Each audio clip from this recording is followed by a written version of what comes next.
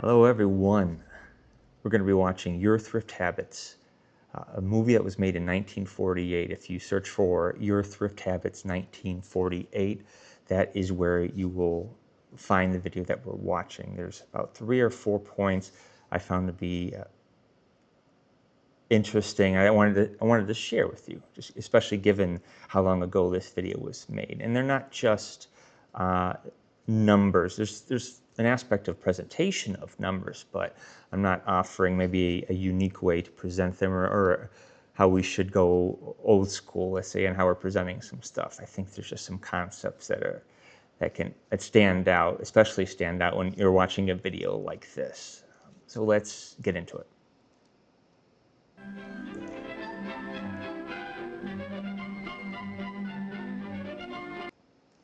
Okay, number one, you see there's an educational collaborator. I think that's what he is, an educational collaborator. Director of School of Business, Simmons College. People help out with films, with shows, information behind the scenes.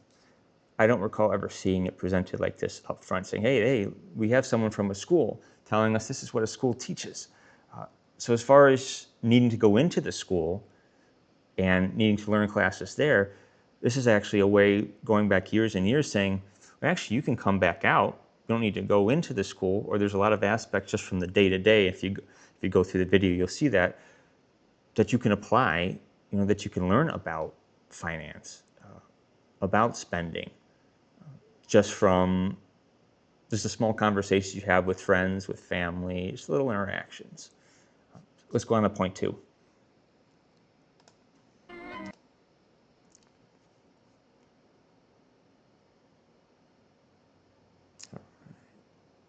And that would be right here. So I'll just point out for a second here, this is the dad talking to the son, the main character of this video. And he's about to show him a budget. And so I'll fast forward a couple of seconds here to get to see what the budget is. But you'll see, and if I actually do press play and go fast forward, out of its total weekly, here we are. There's what the weekly budget is, and there's nothing more than this. So this is so many lines. Now I'm sure they wrote it very neatly with small capital letters instead of actual lowercase. However one does it, right? But that doesn't matter.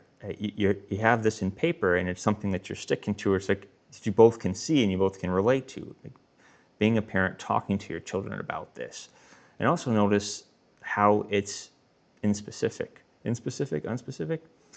that it doesn't say what type of food, what does household mean? I mean, clothing is inside of the household. Transportation might be considered like your car is part of your homestead. Let's say a family welfare, well, your family's, you could maybe mix or interchange some of these things, but they actually have like some thought, and to put it down, no matter what that looks like, is a great step forward. And if anything, it's a great conversation piece that we're seeing now the dad and the son talk it out. I know, like for one, a point that stands out is how we now get our checks or our wages on auto deposit, or a lot of us do. When I got my first job, I still received from my boss my check that I had to deposit at the bank. Not to date myself, I don't admit any certain number as of age. But nowadays we get it all auto deposit. So there's just no conversation with anyone about your wage, about the money, about what comes in that's then used towards the budget. Even with your coworkers, or even with anyone in general, because if you want information about your paycheck, well, you have to go online. Maybe it's done through some other party. So then you just go to someone that you don't know and get information from them, so to speak. So just having something written down here, I think, is quite important. Something to share, especially if you wrote it down yourself, no matter what it looks like, that you actually put it down. That's important. So let's move on to another point. 5:25 in the video.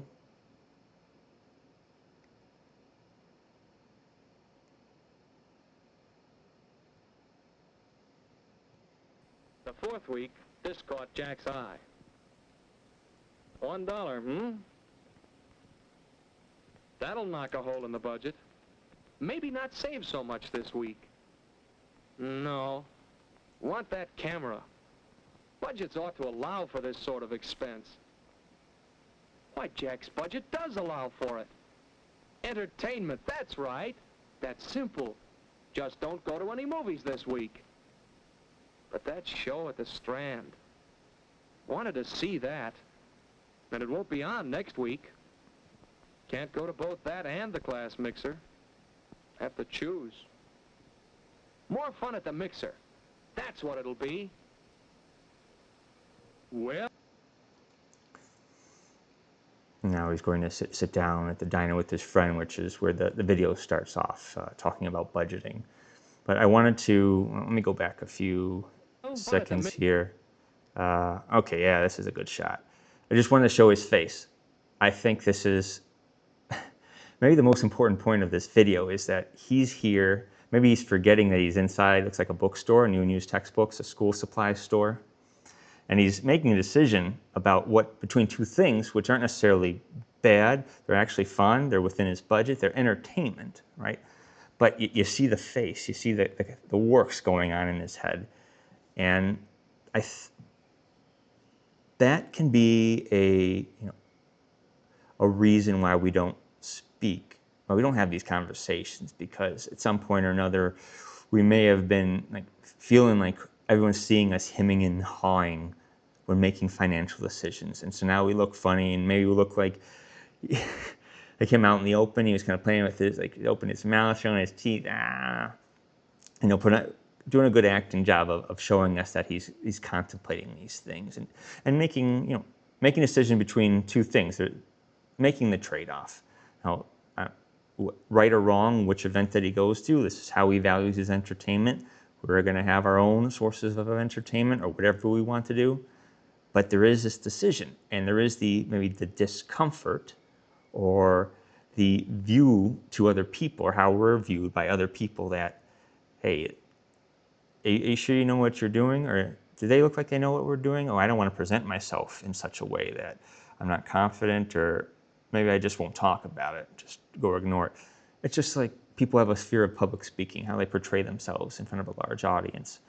I view this as similar. You don't want to, when you're making a decision between two things where there's really no obvious or anything wrong at all, if obvious, about these two choices. You don't want to perceive like, hey, I don't know what I'm doing, I can't, maybe we oversimplify it and think, hey, these are just two simple things. Hey, it's just going to the movies, just going to a dance. Why is this such a hard decision? Why are you going back and forth? Why are you moving your face like that, right? But they are similar things, and we need to take that into account. And maybe, just like you see with this video here, we should have a little fun with it when we're having conversations, especially with our children. Overanalyze. I think if you ever play around with your children, you're scratching your chin on everything, looking up, what should we do? Maybe it gives you a few seconds too to let your child answer for you, because you're thinking too hard and your child's getting bored already. You're scratching your head, something like this for too long a time, maybe your hair's. I'm going overboard a little bit, but I want to emphasize that this is maybe the most important thing, that we should have a little bit of fun here, or if anything, not to be afraid that we gotta, maybe scratch our chin a little bit more than we like, and maybe, let other people see us scratching our chin, right? Last point of this video, let's get to it. 9:44.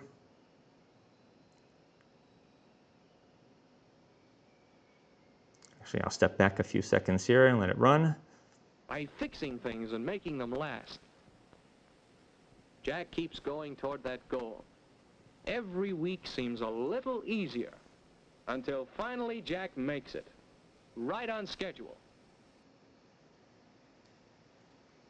So I wanted you to hear him say right on schedule, because at first glance, without any narrator, without you hearing anything, without you knowing the background of this story, right on schedule, it looks like, if we see, the savings go from top to bottom on the left side there, and then on the bottom it's weeks. So week 1, week 2, week 3. If you remember from the dad showing the budget, he also went on a weekly budget, this kid.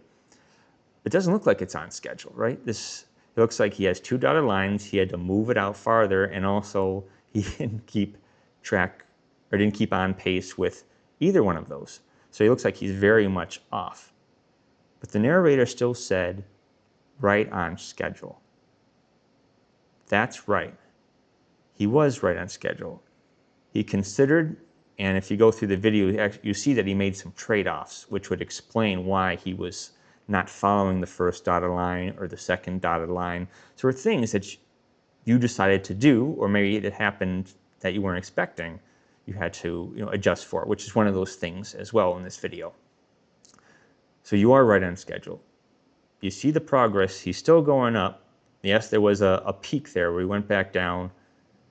Things caught us off guard. Things break. You saw him fixing at the earlier part of this segment. He was fixing something so he could save a few cents, help him reach his goal faster, but that broke.